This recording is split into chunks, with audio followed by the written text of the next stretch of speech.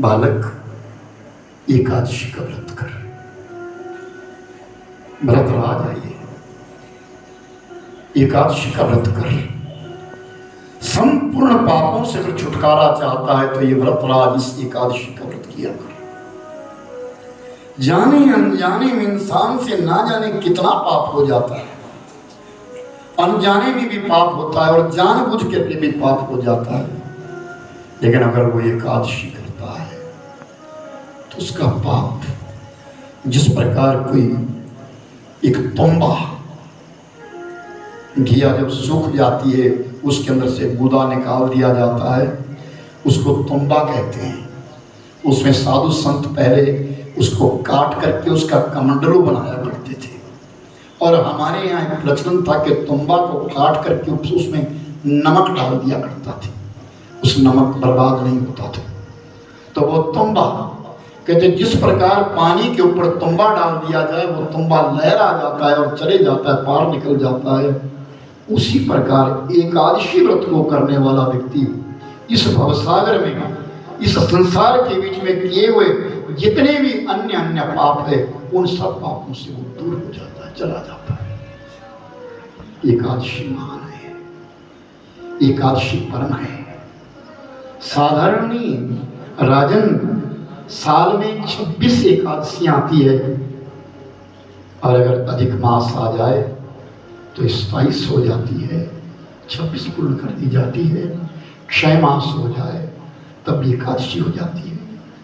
राजन, शुक्ल पक्ष और कृष्ण पक्ष दो पक्ष है, दोनों पक्षों के बीच में एकादशी आती है। जिस दिन दसवीं 3 घटी से कम हो और एकादशी प्रारंभ हो उस दिन एकादशी करने का महत्व तो है, लेकिन जहां 3 घटी से ज्यादा दसवीं हो जाए वहां एकादशी नहीं लेना, उस स्थान पर एकादशी नहीं लेना। बेटे आगे आ जाओ। अरे राजन, इस व्रत को कर, मन कर्म वचन के द्वारा पावन हो जाएगा, पवित्र हो जाएगा। और एकादशी एक जन्म की नहीं है, जन्म जन्मांतर के लिए है।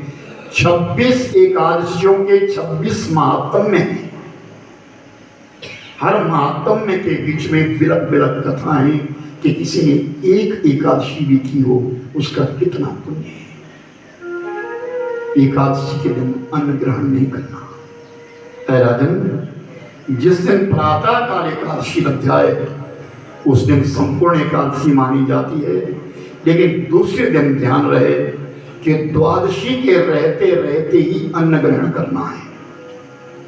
अगर कहीं द्वादशी टूट जाए और त्रयोदशी लग जाए तो किया हुआ व्रत भी नष्ट हो जाएगा और जन्म का पुण्य भी क्षीण हो जाएगा।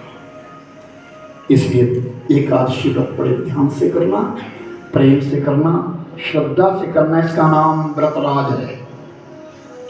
महाभारत का युद्ध जिस समय हुआ तो महाभारत के युद्ध के बीच में बहुत सारे योद्धा मारे गए, अनेक योद्धा मारे गए। आज जब सिंहासन के ऊपर राजा युधिष्ठिर बैठ गए तो भगवान कृष्ण से पूछते हैं, अरे कृष्ण, ना जाने कितना पाप हो गया, बहुत सारे सगे संबंधी मर गए, ब्राह्मण मर गए, गुरु मर गए, आचार्य मर गए हमारे हाथों से, इतना पाप हुआ है, बताओ हमारा उद्धार कैसे हो? इस पाप का कोई उद्धार है? अरे राजन, एक ही उद्धार है, क्या? एकादशी व्रत। बताइए, महाभारत के युद्ध के बीच में, महाभारत के युद्ध के बीच में इतना बड़ा पाप हुआ, उस पाप का प्रायश्चित एकादशी। कोई साधारण व्रत नहीं, एकादशी कोई साधारण व्रत नहीं है, यह साधारण व्रत नहीं माना जाता एकादशी व्रत। इसलिए तो मैं कहता हूं, मैंने कई बार यहाँ से पोस्ट डाली है कि जो भी आश्रम से लोग जुड़े या उनके परिजन लोग जो हैं आगे से आगे सबको बताइए एकादशी जरूर करो, एकादशी जरूर करो। और तुम कुछ कर सको या ना कर सको, लेकिन एकादशी जरूर करो। एकादशी के दिन हो सके तो निराहार रहो, जल भी ग्रहण न करो।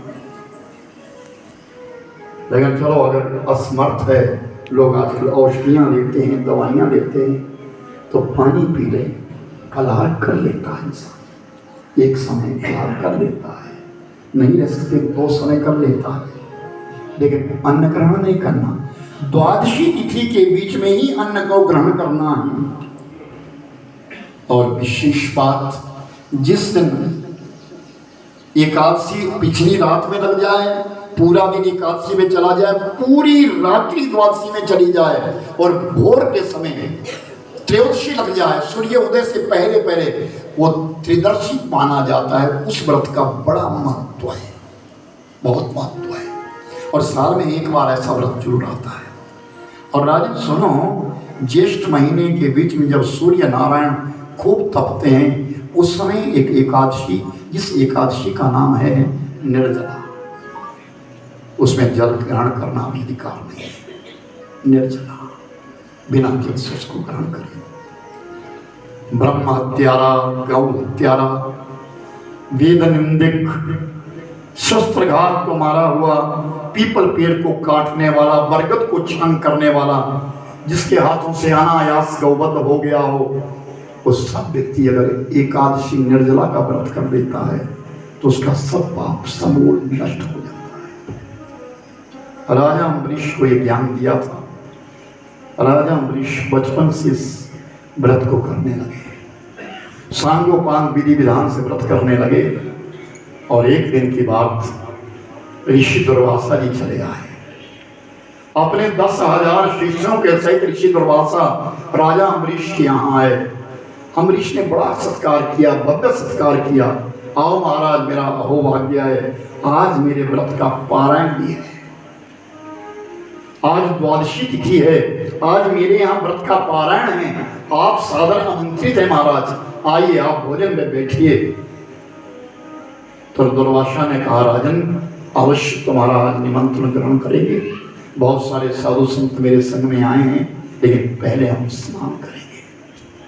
स्नान करने के लिए ऋषि दुर्वासा चले गए। और दुर्वासा ऋषि स्नान करने के लिए चले गए। बहुत सारे ब्राह्मण बैठे थे, ब्राह्मण सब इंतजार कर रहे हैं। भोजन संतों से पहले देना नहीं है, पहले संतों को भोजन देना है, पारायण कब होगा। द्वादशी तिथि समाप्त होने को आ गई, संत वापिस नहीं आए। पल पल क्षण क्षण समाप्त होता जा रहा है, धीरे धीरे समाप्त होता है।